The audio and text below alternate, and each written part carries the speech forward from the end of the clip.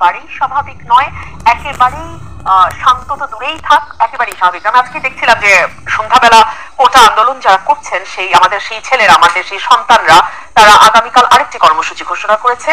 এবং আমি বিশ্বাস করি এই যে গুলি করা, মেরে ফেলা, মানে গণগ্রেপ্তার করা, ব্লক রেড করে এক একটা এলাকায় 25শে মার্চ রাতে যেভাবে ঘরে ঘরে ঢুকে বাঙালি হত্যা করা হয়েছিল, একই কায়দায় নিজের দেশের। পার্থক্য হচ্ছে তখন পাক হানাদার বাহিনী আমাদের উপরে গুলি চালিয়েছে, অন্ধকার করে অন্ধকারের মধ্যে আমাদেরকে হত্যা করেছে। এখন আমার দেশে, আমার রক্তের বিনিময়ে যে দেশটা আমি তৈরি করেছি, যে দেশটা আমি নির্মাণ করছি, সেই দেশে আমার ট্যাক্সের টাকায় পালিত পুলিশ আমার ঘরে ঢুকে আমাকে গুলি করে।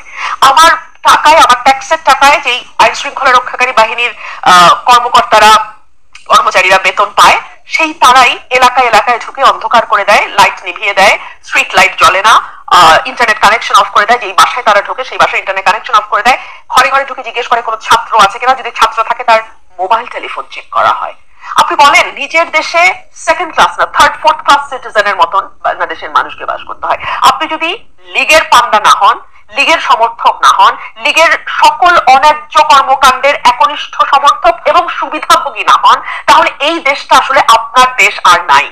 এই দেশটা আসলে আপনার জন্য একটা মানে মরণ চুল্লির মতন, যে আপনি যে কোনো সময় আপনার সাথে যে কোনো কিছু হতে পারে। আপনাকে গুলি করে মেরে ফেলতে পারে, আপনাকে তুলে নিয়ে গুম করতে পারে, আপনাকে ডিবি অফিসে ধরে নিয়ে গিয়ে বলতে পারে আপনার নিরাপত্তার জন্যই আপনাকে নিয়ে যাওয়া হয়েছে, এবং সেখানে জাতিসংঘের হাইকোর্টের ভাষায় তামাশা করে খাওয়া দাওয়ার ছবি ফেসবুকে ছড়িয়ে দেওয়া হতে পারে।